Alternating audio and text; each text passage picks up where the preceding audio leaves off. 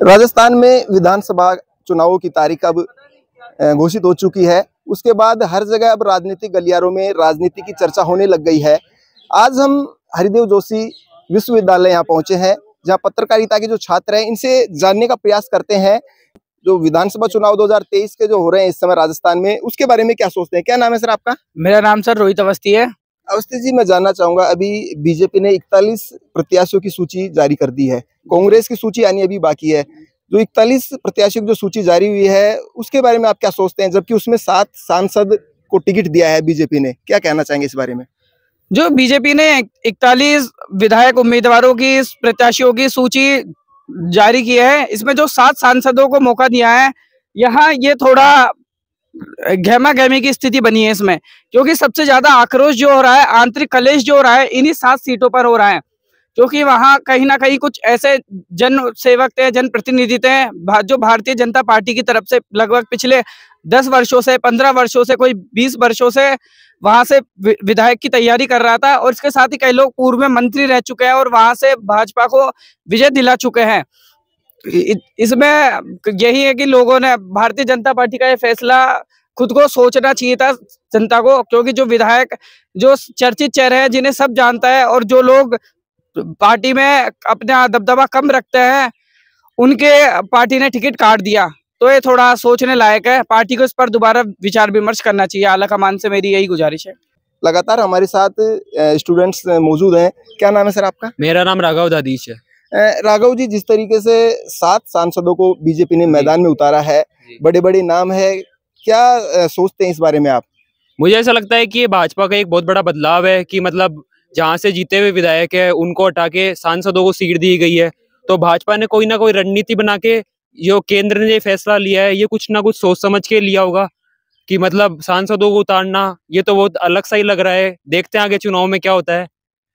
जिस तरीके से कई लोगों का, कई प्रत्याशियों का जैसे टिकट कटा है, बागी वो बने हैं, विरोध के सुर हर जगह से उठ रहे हैं। जैसे आप जोटवाड़ा सीट से ले लो, तिजारा से ले लो, जहां बाबा बालक नाथ लड़ रहे हैं, ऐसी काफी सीटें हैं जहां पर विरोध के सुर उठ रहे हैं। क्या समझते हैं इसके बारे में आप?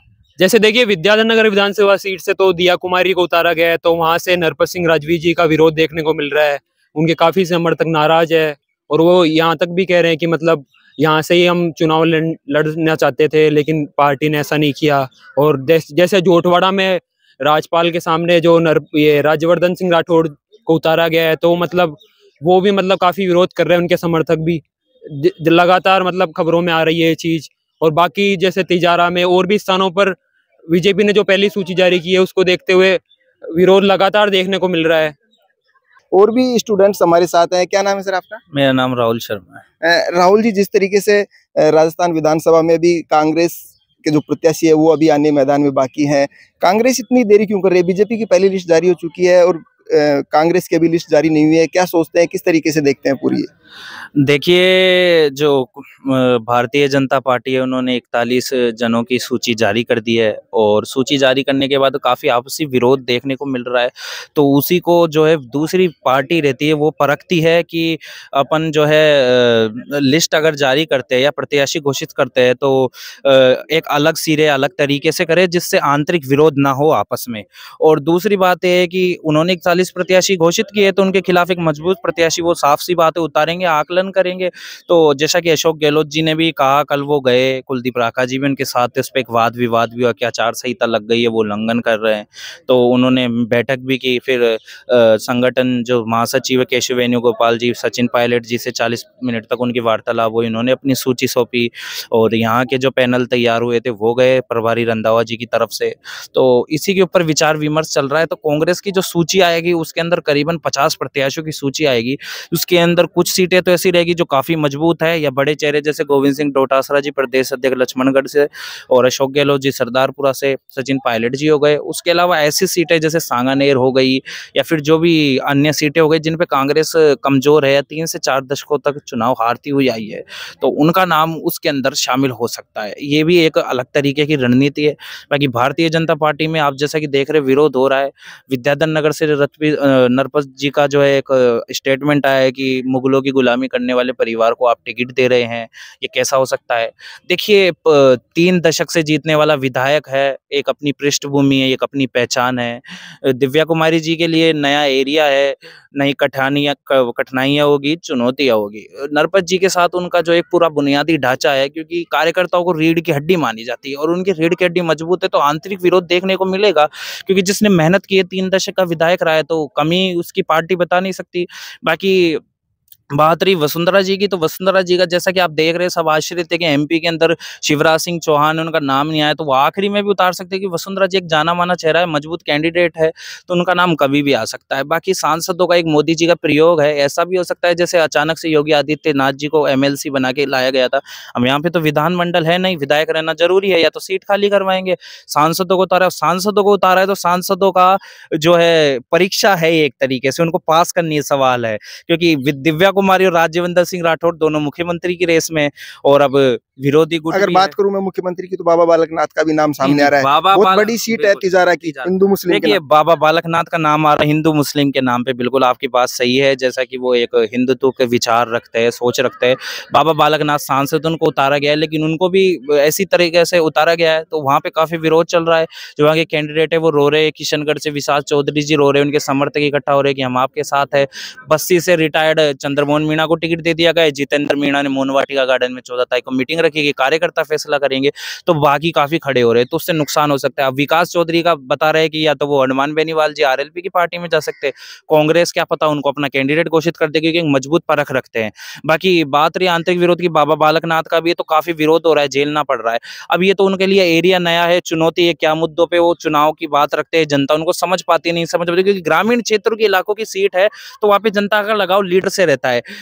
आप झोटवाड़ा देख लीजिए, झोटवाड़ा पे फेरू सिंह शेखावत जी के दामाद है, उनकी एक अपनी पहचान है, राजस्थान में 2 बार के मुख्यमंत्री उपराष्ट्रपति रहे हुए पुराने लीडर है, नाम है, उनके दामाद का टिकट काट दिया गया। समर्थक वसुंधरा के बंगले पे पहुंच जाते हैं, राज्य जी के पे नारे लगाते हैं कि एक ही लाल राजपाल।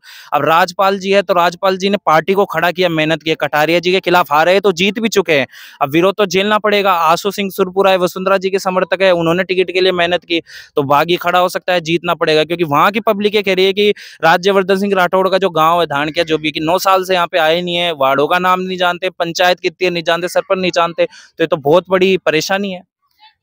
जिस तरीके से सांसदों की सीटों पर ज्यादा विरोध देखा गया है, जैसे जोटवाड़ा में राज्यवर्धन सिंह का देखा गया, तिजारा में बाबा बालकनाथ का देखा गया, विद्यानगर से दिव्या कुमारी का देखा गया है, चौधरी जी का किशनगढ़ से देखा गया। तो ये बड़े नाम हैं। क्या लगता है इन पर, इनको सफलता मिल पाएगी इन सांसदों को? देखिए सांसदों को अभी तो देखो कहना कोई नहीं है, क्योंकि बगावती सुर है और राजनीति की परख इतनी आसानी से कोई बता नहीं सकता है, जहां तक मेरा आकलन है, क्योंकि मैं भी प्रचार प्रसार में जाता हूं और मैं भी राजनीतिक दलों से जुड़ा हुआ हूं।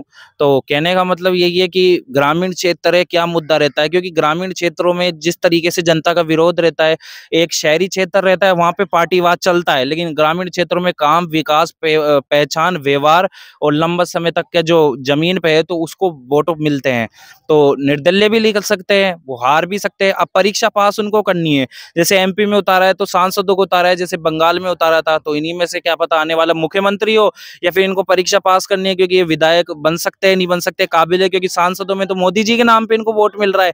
अब इनकी खुद क्या पहचान है ये इनको बताना है, जनता को तय करना है, ये बात है। अंतिम सवाल मैं आपसे जानना चाहूंगा, क्या लगता है इस बार बीजेपी और कांग्रेस, हालांकि कांग्रेस ने अभी अपने प्रत्याशी मैदान में नहीं उतारे हैं, बीजेपी ने मात्र 41 नाम घोषित किए हैं, इस जिस तरीके से राजस्थान में जो हवा चल रही है, गहलोत या फिर बीजेपी?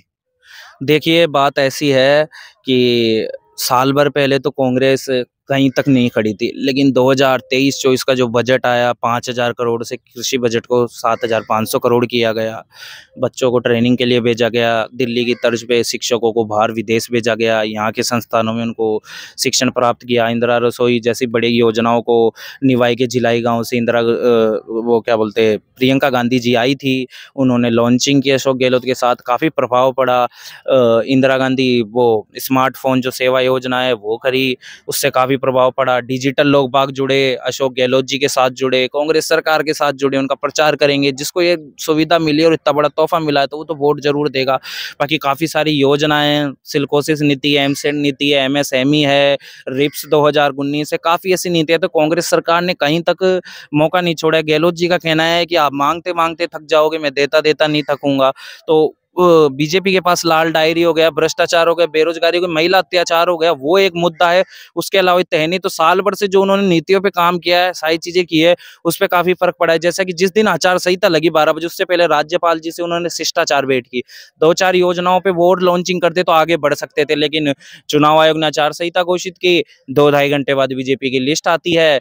तो ये एक पूरा तरीके से काम हुआ है। बाकी क्या मानते हैं आप इसका? हाँ, अब जो है वर्तमान स्थिति है उस पे 50-50 चांसेस है दोनों के। अब कांग्रेस मजबूती के साथ खड़ी है, क्योंकि राहुल गांधी जी का कहना था कि हम यहाँ पे जीत, मतलब हालत सिचुएशन ऐसी है। उन्होंने साफ शब्दों में, अशोक गहलोत जी ने कहा कि हम उनकी बात को चुनौती लेकर काम करेंगे। अब देखा कि आप अंदर ही विरोध देख रहे हैं, तो अभी तक तो लिस्ट आई नहीं है, बात का मैं कह नहीं सकता।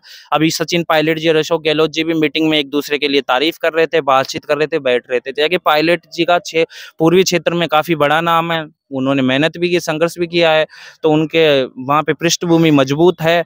और कहने का मतलब ये है कि अभी दोनों पार्टियों के अंदर मजबूत कड़ी का मुकाबला है, क्योंकि अभी कांग्रेस भी कमजोर नहीं दिख रही है और बीजेपी नहीं दिख रही है। और बीजेपी ये सूची आई है, इससे बीजेपी थोड़ी कमजोर दिख रही है, क्योंकि आंतरिक विरोध काफी चल रहा है।